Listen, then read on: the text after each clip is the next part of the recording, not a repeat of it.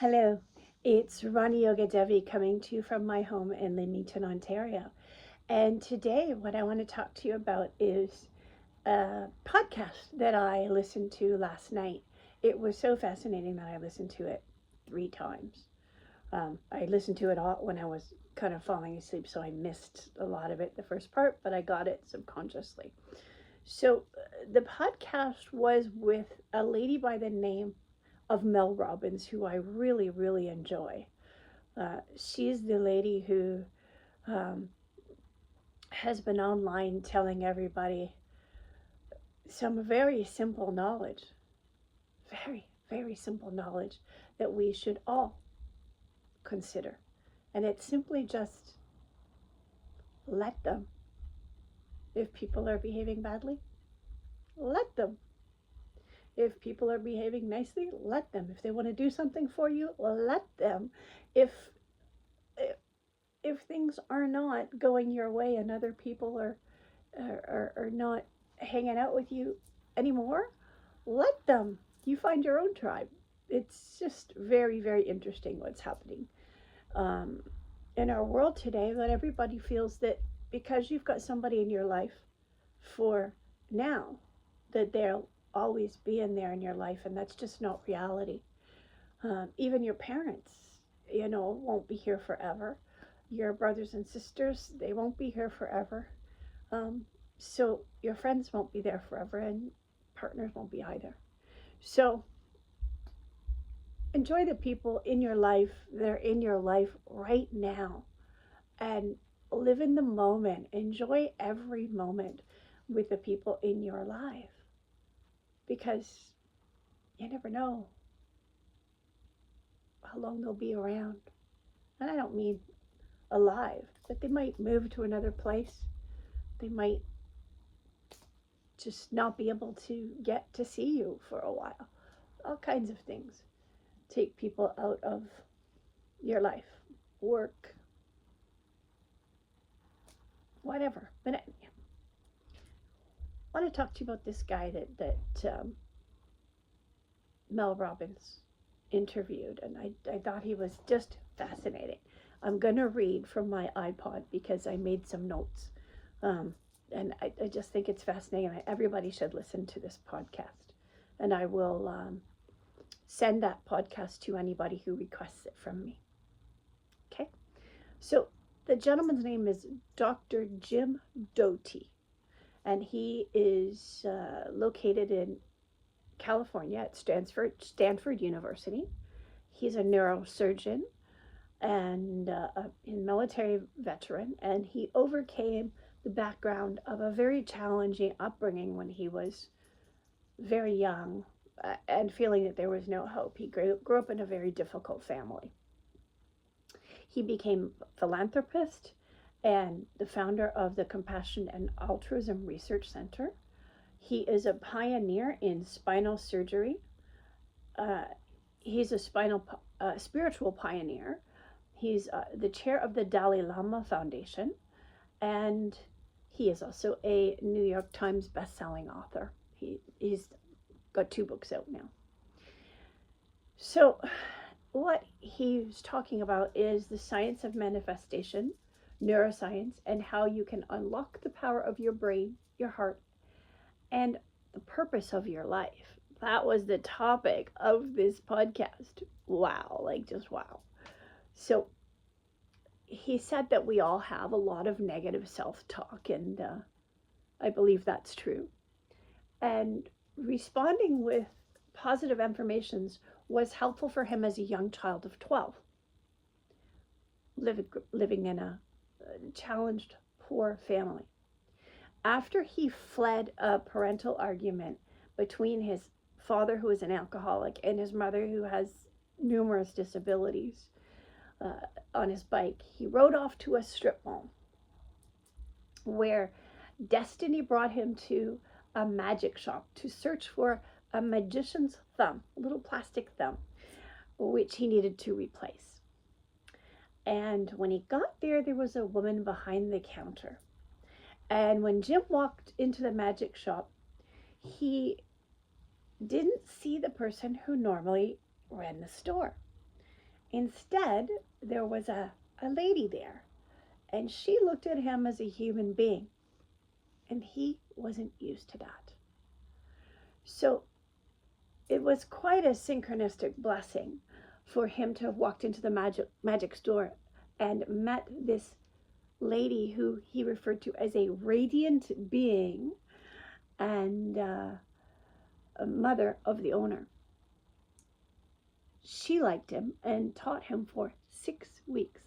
She asked him to promise to come back and learn from him, learn from her, and he did. He said that she had a beautiful smile and that his presence made his fragility that he had as this young boy coming from a tough, broken home. Not broken, but yeah, broken. Not broken as in the parents were split up, but broken as in difficult. So her presence made him feel safe. And what that did for him was it downregulated his nervous system. And that's exactly what he needed. And what that does when you downregulate the nervous system is it calms down the nervous system, and it made him feel okay. And that's what he really needed. She literally mothered him, feeding him chocolate chip cookies and knowledge. She filled the void that his own parents couldn't meet, thereby changing the complete trajectory of his life. Changing the trajectory of his life happened because it changed how he saw the world. I can't imagine the impact of him learning about all of these concepts on him and his parents. Because when you help somebody, when you heal somebody on even a small level, it affects everybody in their lives, like everybody. So he looks at the world differently. He approaches his family differently. He doesn't have the expectations of them. Instead, he's, being an adult, manifesting a better life for himself. And that's just amazing. So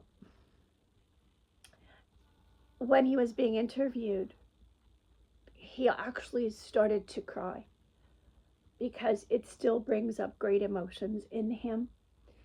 And those emotions have to do with appreciation and gratitude that he moved past all of this just because he decided to get on his bike and go to the shop that day. He doesn't take any of that for granted, and we shouldn't either. The synchronicities in our lives, we should not take them for granted. So Jim says that many people are suffering, and we can't deny that in this world. Many people are carrying baggage which limits them. Sometimes just listening to someone can change their life. People want to be heard. People need to be heard. Sometimes it's just a hug. Never forget your ability to change someone's life. Many times I've done little things, sat and talked to people, and really never realized the impact it had on them. And then 5 years, 10 years later, I run into that person and they tell me how much I changed their life. And it just blows my mind. The one that sticks out in my mind the most was a young lady who lived below me when I lived on a street called Clonmore in Toronto. It was actually in Scarborough, Ontario. And the man who lived below me was an alcoholic. He was verbally and physically abusive to his wife. They had 2 children.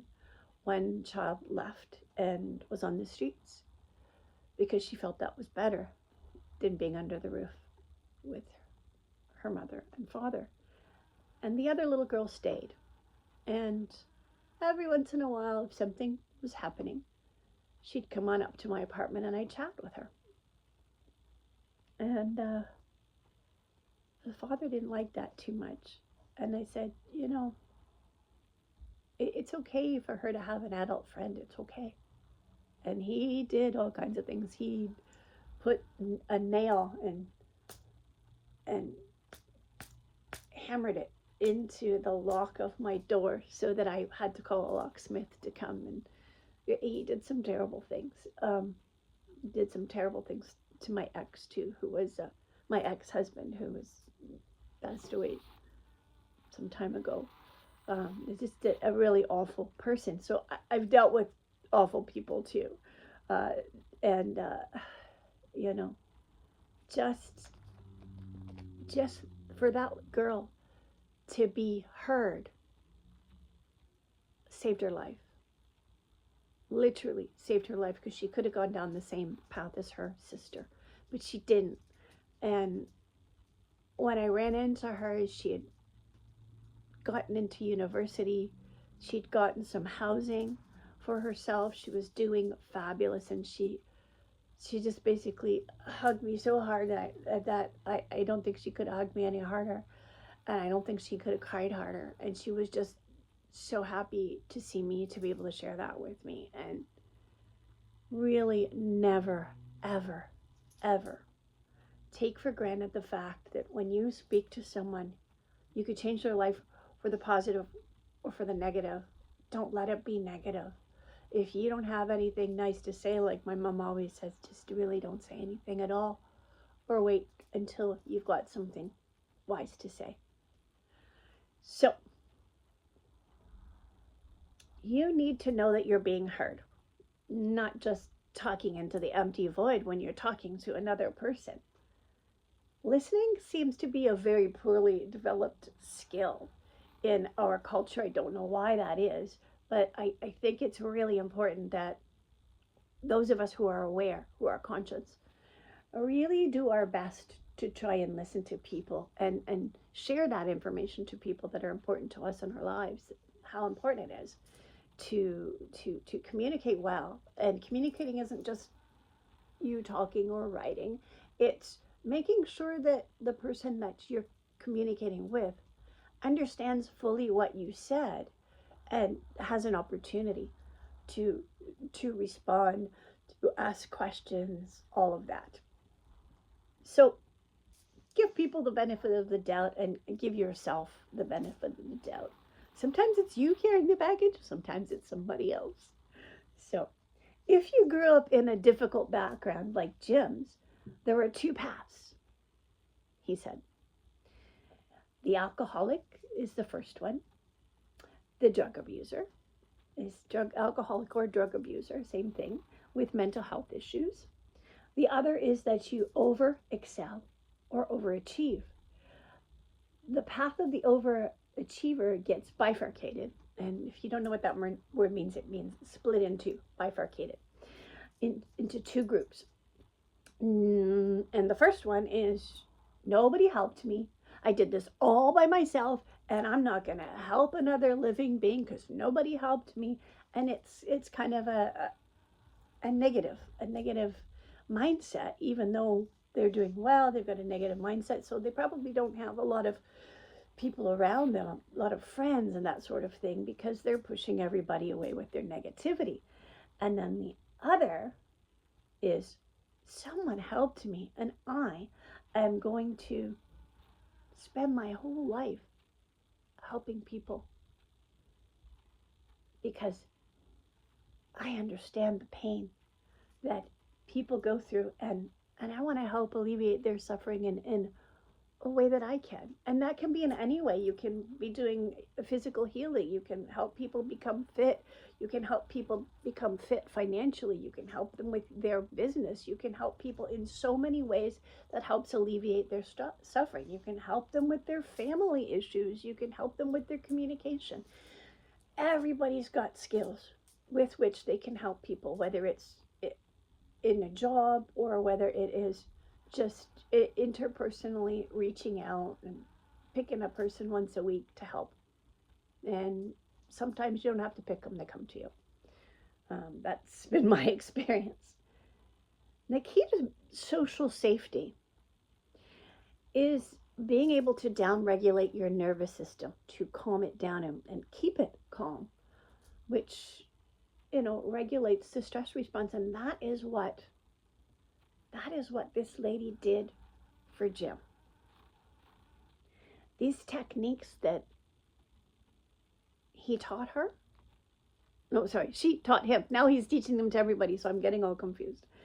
This lady, and because I don't know her name, the magic, let's call her the magic lady. The magic lady taught Jim an awful lot of things, which changed his life and put him on a completely different path. He ended up, well, having a doctorate in neuroscience and all of that. And so,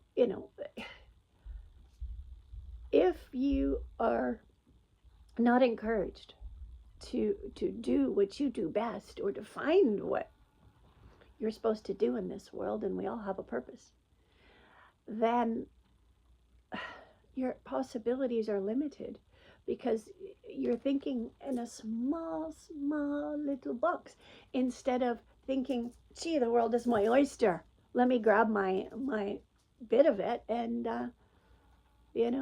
get out there and do what I'm supposed to do with my life, and just start playing with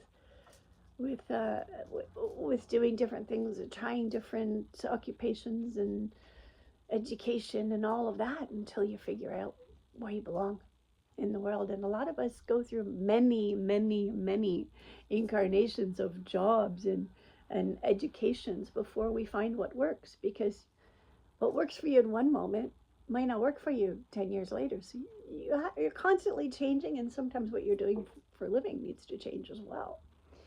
Sometimes your friends need to change as well. So when we believe that negative self-talk that we have, we create limiting beliefs, and we limit our possibilities by believing this ongoing narrative. We create limits to possibilities, and our potential becomes limited. The truth is that we have more power within ourselves than we believe. You can control this, because there is nothing else out there. You simply can't wait for someone to magically take care of everything. You have the power within yourself to change your circumstances. It's just a matter of believing it and acting on it, actually. People make judgments about others without realizing the paths, the problems, and the adversities that they face. Everybody deserves to be listened to. Jim wants people to have hope and possibilities, and wants everyone to know how to manifest their dream life and how to manifest properly. Negative self-talk limits us and our potential. So it's really important to figure out what you want in life. And the most simple thing to do is to make a list of 10 things that you want in your life. And yes, I've done that. I've done it numerous times, actually, in different programs that I've been involved in. And to understand that things don't fill the void. So when you make up your list, don't make it all about things, because things come and go, just like people do. Make it about things that are meaningful to you. You can have some things in there as well. You can even have relationship in there, whatever you like. But just remember that things don't fill the void. And when you fulfill the social narrative of success, all you're achieving is that success and attaining material things. So you aren't going to translate money and power into happiness.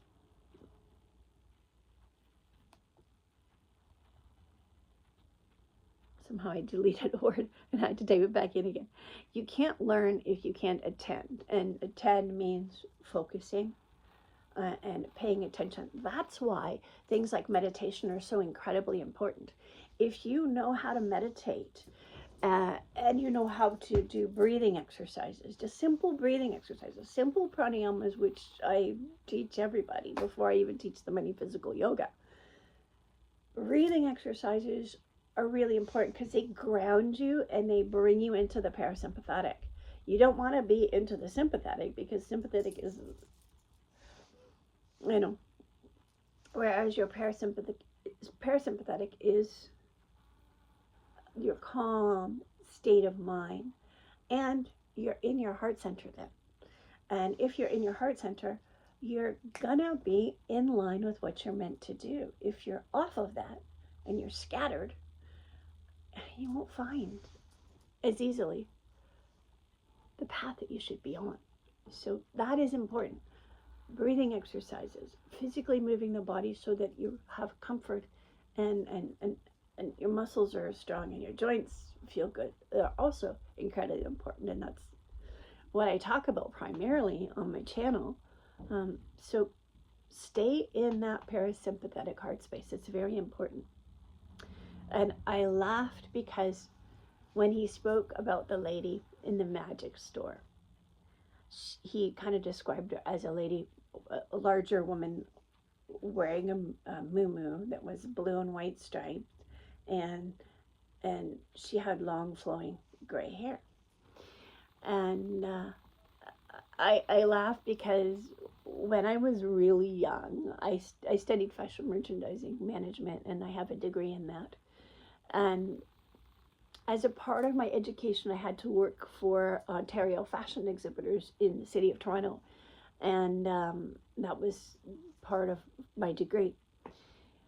And I worked for a Jewish guy who sold muumuus, and muumuus are these big dresses for very large women, and they usually do up in the front as opposed to the back because they can't do them up at the back, and it's usually a zip or snaps or something like that.